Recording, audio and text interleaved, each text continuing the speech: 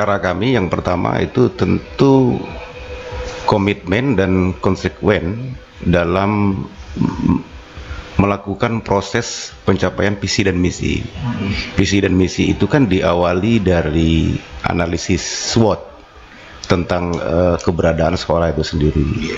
Kemudian terkait dengan yang Bang Mardinal sampaikan tadi, bahwa sekolah ini kan letaknya strategis di tengah kota. Tentu arah kebijakan sekolah itu kan harus menjadi contoh bagi sekolah yang lain dan masyarakat umum. Jadi strategi kami yang pertama adalah penegakan disiplin secara komprehensif, tidak hanya siswa saja, tapi seluruh personil sekolah, mulai dari kepala sekolah, majelis guru, tenaga kependidikan, dan siswanya, sehingga image di tengah masyarakat bahwanya sekolah ini tidak hanya datang pulang hanya menjalankan kewajiban rutinitas saja, tetapi ada nilai-nilai yang harus dikedepankan, yang bisa dilihat oleh masyarakat secara luas. Tentunya tak terlepas dari standarisasi kepala sekolah yang harus dijalankan, di antaranya manajerial, kewirausahaan, dan pedagogis, artinya gaya kepemimpinan dari sekolah itu sendiri. Nah, Bapak sebutkan tadi terkait kedisiplinan. Ya, siap. Nah, di samping itu kedisiplinan apa yang Bapak terapkan dalam proses mengajar, bahwa dalam struktural, baik secara guru maupun dengan peserta didik sendiri? Silakan Bapak. Ya, seperti ini. Jadi kalau di SMP 2 itu absennya ada 2, Pak. Jadi satu, absen personil itu ada di depan, di gerbang, di dekat pos satpam. Jadi guru datang langsung absen pagi, Pak.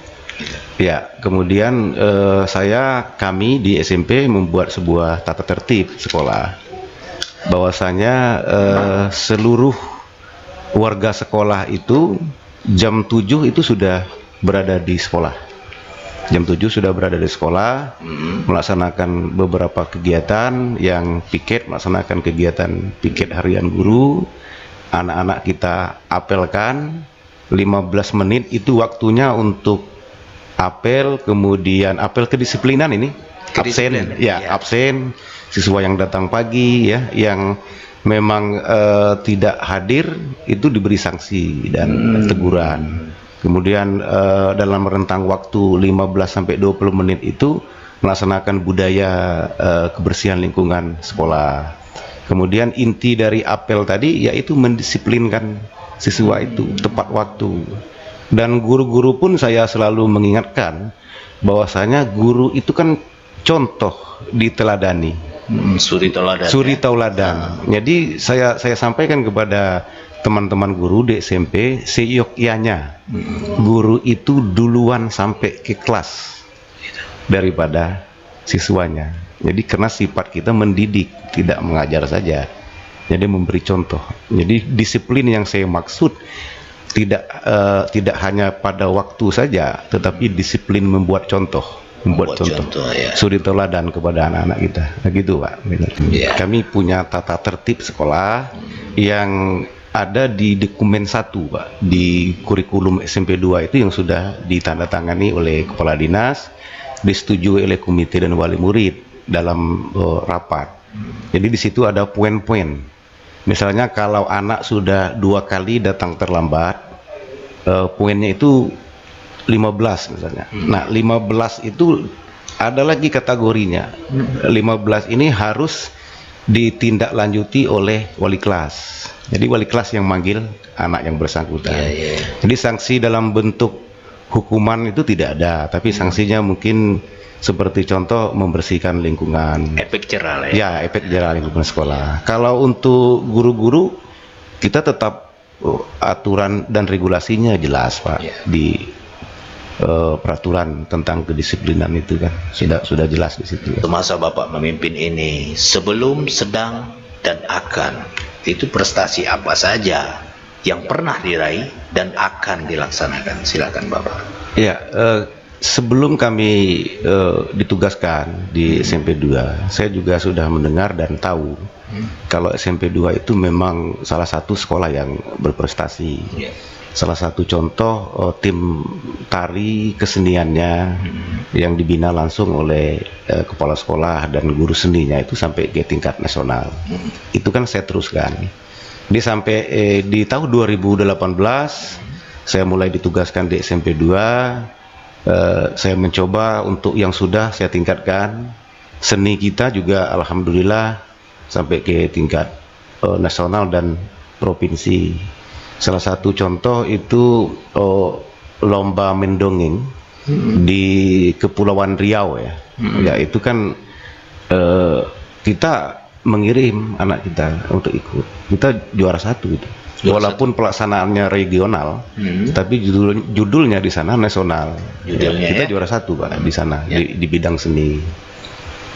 Kemudian di bidang olahraga juga kita sudah mencoba tampil di bidang bola kaki. Usia 14 itu kita juara juga di Kabupaten Serangun sampai provinsi. LPI juga demikian sampai provinsi. Nah, bagaimana dalam masa pandemi ini, Pak? Padahal kegiatan berjibun katakanlah ya, kegiatan ekstrakurikuler itu, bagaimana, Pak? Di zaman pandemi ini kan ada aturan yang harus kita ikuti, regulasi. Kan tidak semua kegiatan itu tidak boleh dilaksanakan. Cuma kan yang tidak boleh itu kan di lapangan atau menimbulkan kerumunan dan berbentuk itu. Tetapi kegiatan-kegiatan lain ya bisa dilaksanakan secara daring. Ya, contoh terakhir kemarin kami mengikuti kegiatan FLS 2N itu, Festival Lomba Seni Siswa Nasional. Alhamdulillah siswa kami atas nama Sakti itu ya. Itu sampai nasional. Memang sakti ya sakti ya sakti panggilan akrab saya itu kan sakti Alhamdulillah sampai nasional. Itu pelaksanaannya secara daring ya, mulai dari dia latihan kita kirim foto-foto sampai lomba pembukaan ya. Pak Kadis, Pak Sekdin waktu itu ikut juga di dalam pembukaan secara nasional itu, tapi secara daring. Nah, artinya pandemi ini menurut kami tidak membatasi kita untuk berprestasi, berkreatif, inovatif, tetapi ada sekat-sekat batasan, kita harus mengikuti regulasi itu tadi. Oke, itu dalam bidang ekstrakurikuler. Kalau bidang akademis? Bidang akademis, alhamdulillah kita sampai provinsi, Pak. Lomba-lomba seperti olimpiade itu. Ya, kemarin tidak hanya olimpiade yang dilaksanakan oleh Kementerian Pendidikan dan Kebudayaan. Kami juga mengikuti kegiatan-kegiatan yang dilaksanakan oleh pihak-pihak lain, pihak swasta, seperti Olimpiade Ruang Guru. Alhamdulillah SMP 2 sampai ada yang sampai 15 besar, nasional sampai 10 besar.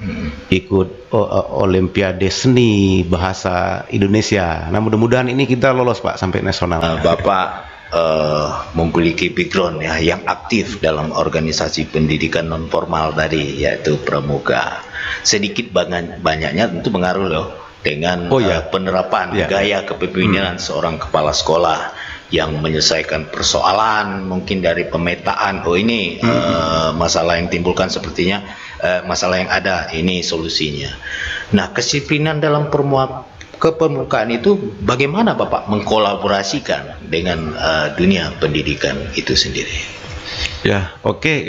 Pramuka ini kan pendidikan non formal tadi. Jadi kita ajak di sekolah itu kan tidak salah, dan ini memang ada korelasi antara pendidikan formal dengan pendidikan non formal. Bahkan sudah jelas juga regulasinya. Permendikbud itu sudah berbunyi di situ bahwasanya ekstrakurikuler yang wajib dilaksanakan di sekolah itu adalah pendidikan kepramukaan, bukan yang lain tidak boleh. Tapi artinya pendidikan kepramukaan ini wajib dilaksanakan di sekolah. Dan sudah ada dari dulu ya? Sudah Permendikbudnya sudah dari tahun 2014. Nah, walaupun pramuka ini sifatnya sukarela, sukarela ini tidak ada pemaksaan, tetapi disikapi oleh pendidikan bahwasanya pramuka ini kan penting. Jadi bagaimana saya menerapkan aturan-aturan kedisiplinan itu pramuka itu ya saya ambil metode-metode kepramukaan itu. Metode pramuka itu kan enak ya kalau disatukan dengan anak-anak karena di situ tidak disiplinnya dikemas dengan kegiatan yang asik, menantang, menarik ya, yang jelas apa namanya pramuka itu kan bermain sambil belajar ya, tidak melulu belajar terus, dan dengan anak-anak juga saya seperti itu kan. Jadi disiplin itu indah, dibuat indah Pak. Lentur, tidak kaku, tidak kaku, tapi bukan main-main gitu kan, serius. Jadi banyak pendidikan kepramukaan itu yang sangat mendukung pendidikan formal di sekolah. Nah, dalam segi kedisiplinan, dalam menumbuh kembangkan kecintaan terhadap negara, terhadap daerah, dan wawasan daerah, itu bagaimana Bapak menerapkan di sekolah Bapak?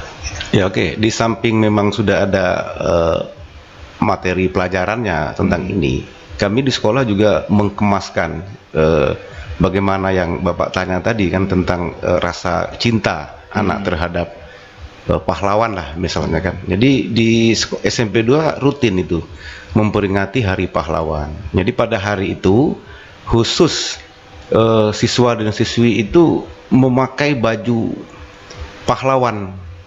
Pada hari pahlawan itu sekolahnya datang memakai baju Hari Pahlawan yang sudah dibagi-bagi oleh tim. Misalnya kelas 7A memakai baju pahlawan ini berapa orang, Cut Nyadin sekian, Sultan Taha ada yang pakai baju itu. Nah, dengan mereka memakai, tentu mereka mencari tahu.